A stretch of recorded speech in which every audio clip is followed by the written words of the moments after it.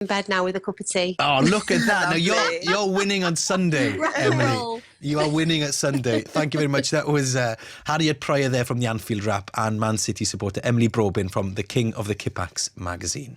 Right, Stefan, I think you need to listen in on this next item because I think you might be interested in this, okay? Okay. So, the bank holiday, as we know, has brought some exceptionally great weather. But it's not so much fun having this great weather if you suffer with hay fever. Oh, preach, Laura, preach.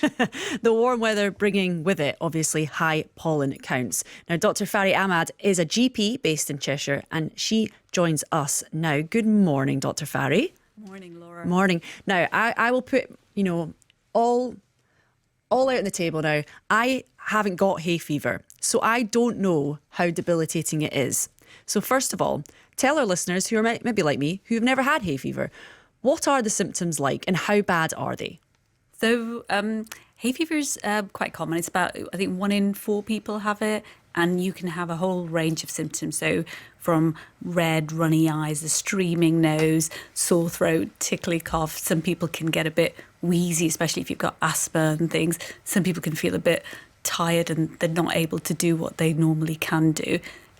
For some people, it can be quite debilitating.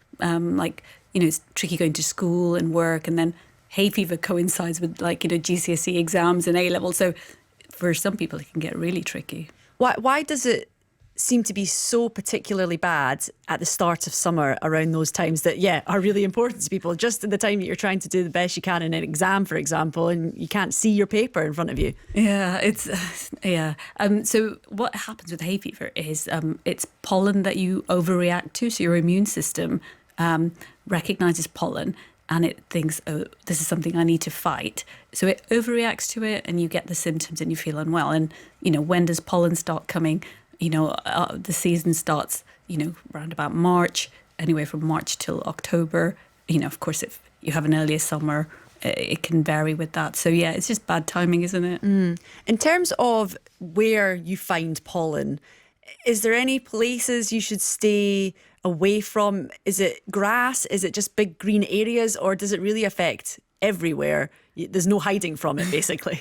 Sometimes it might feel like that, but it depends. So there's different types of pollen. So at the beginning of the season, it tends to be tree pollen. Then later on, you get grass pollen. And then later on in the year, the weeds start contributing to it. So some people can have a reaction to all three. Some people, it can just be the trees, so it'll be earlier on in the year. So I think going outside does increase your exposure to pollen. So being indoors, doors closed, especially when the pollen count is high, that can help. Stefan, you have hay fever, don't you? Yeah, I tell you what, it's the tree pollen I think that gets me. I was just listening to that now because it's this time of year is especially bad for me.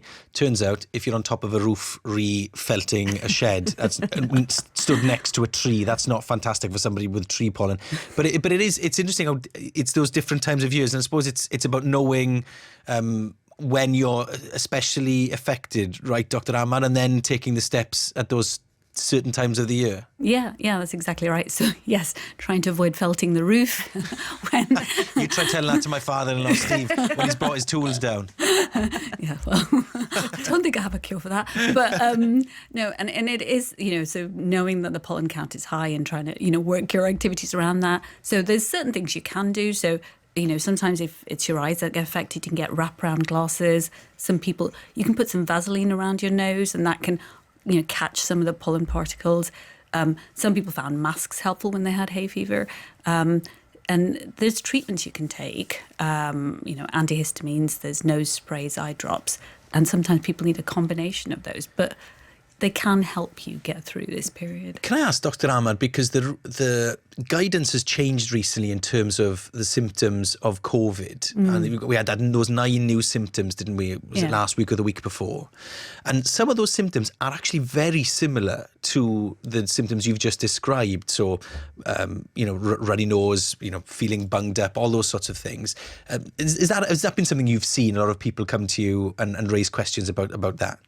And I think we're seeing actually not just hay fever now and COVID, but lots of other viruses the numbers seem to be going up, and that's probably because there's more mixing and, people are living out, indoors without masks and things. So it is tricky, and sometimes you think, oh, could this be hay fever, or is this the start of an infection?